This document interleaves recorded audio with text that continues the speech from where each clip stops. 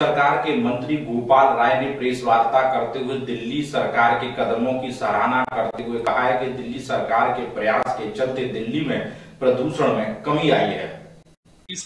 Fire service, डूसूप, राजस्व विभाग, DSIDC, irrigation flood department, Delhi cantonment board, तमाम जो कंसर्निंग डिपार्टमेंट हैं उनके साथ संयुक्त बैठक आज हमने की है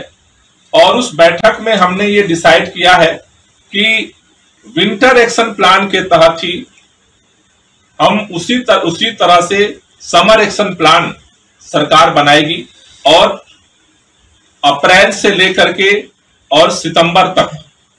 हम इस 6 महीने में उस एक्शन प्लान के तहत दिल्ली के प्रदूषण के नियंत्रण के लिए तात्कालिक तौर पर और दीर्घकालिक तौर पर दोनों तरह का एक्शन प्लान बना करके इस 6 महीने में उसके इम्प्लीमेंटेशन की तरफ काम करेंगे। इसके लिए सभी विभागों को निर्देश दिया गया है, 1 हफ्ते के अंदर वो अपना समर एक्शन प्लान क्या क्या होना चाहिए वो सरकार को सबमिट करेंगे। दोबारा 11 अप्रैल को मीटिंग बुलाई गई है जिसमें इन सभी डिपार्टमेंट के सजेशंस के आधार पर हम अगले 6 महीने के लिए समर एक्शन प्लान सरकार का घोषित करेंगे और जिस पर सरकार फोकस करके प्रदूषण को नियंत्रण के लिए इन गर्मियों के समय में भी काम करेगी। इसमें जो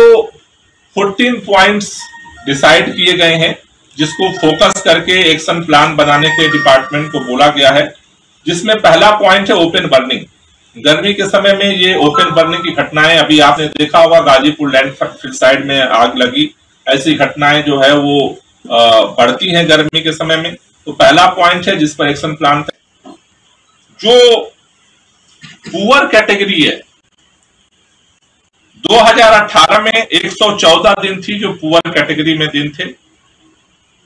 वो घट करके 2021 में 82 दिन हो गए।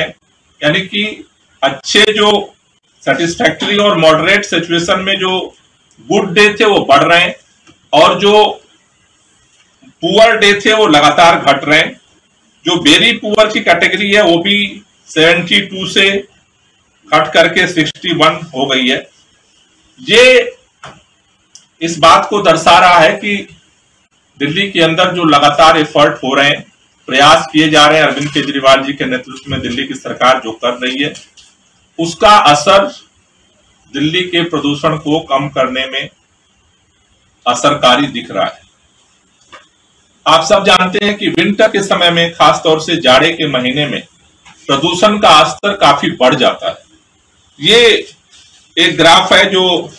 अगर आप देखने की कोशिश करेंगे जनवरी से लेकर के और दिसंबर तक का ग्राफ है। अगर आप जनवरी में देखेंगे, जनवरी के महीने में ये धीरे धीरे जनवरी, फरवरी, मार्च तक ये प्रदूषण इस पर नीचे आता है और फिर ये सितंबर के बाद फिर तेजी के साथ ये बढ़ता है अक्टूबर, नवंबर और दिसंबर में। हम जब अक्टूबर से प्रदूषण का स्तर बढ़ता है उसको रोकने के लिए हमने पिछले साल विंटर एक्शन प्लान बनाया था।